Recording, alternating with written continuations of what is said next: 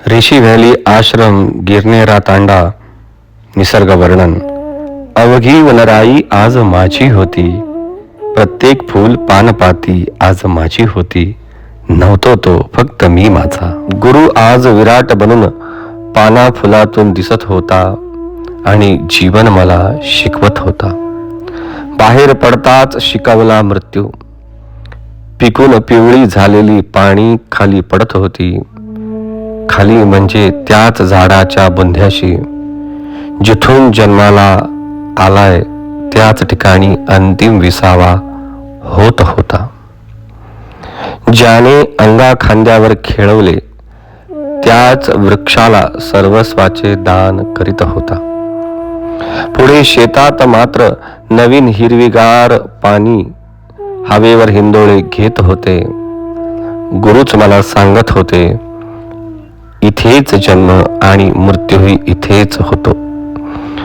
तू न सुख मान न दुःख, केवळ स्थिरपणे माझी लीला बघत राहा.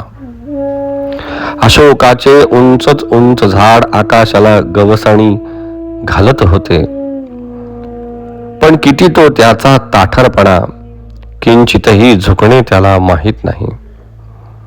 गुरु मला दाखवत होते, नीट बघ, त्याला न एक फूल न एक फळ आहे. अशांकडे पक्षीही बघत नाही. पुढे बाथरूम मधून येणारे सांडपाणी अचानक दिसेनासे झाले. कुठे गेले? किती ती उदार माझी आई. हो, भूमी माझी आईच. तिने ते सांडपाणी हे आपल्या उदरात सामावून घेतले. काही मुंगळे आपली एकी दाखवत होते. आपल्यापेक्षा अवाढव्य पान ओढून नेत होते. खड्ड्यात मात्र अर्धवट जळालेले लाकूड जीवनाचे सत्य सांगत होते. मेल्यावर हाडके अशीच जळतील, मात्र अहंकार केला तर जिवंतपणी खड्ड्यात जाशील. गोळ्या एक छोटा मुलगा पळत येत होता. खदा खदा हसत होता. मी विचारले, का असतो?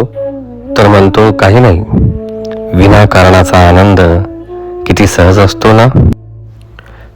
एका पानावर सुंदर नक्षी व जाळी कोणी तयार केली असेल? गुरु म्हणतात, असा चित्रकार त्या पानाचाच आहे, तो परमेश्वर. अवाढव्य निष्ठुर डोंगर बापाची आठवण करून देत होता, जो ऊन वारा पाऊस सहन करीत माझे रक्षण करीत होता.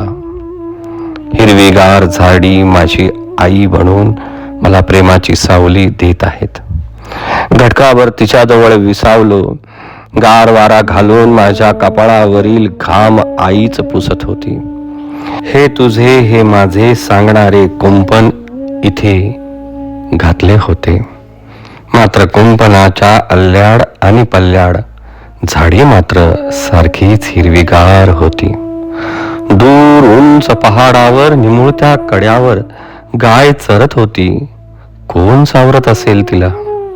गुरु म्हणतात, श्रद्धा असेल तर बघ, तो परमेश्वर तुलाही सावरत आहे.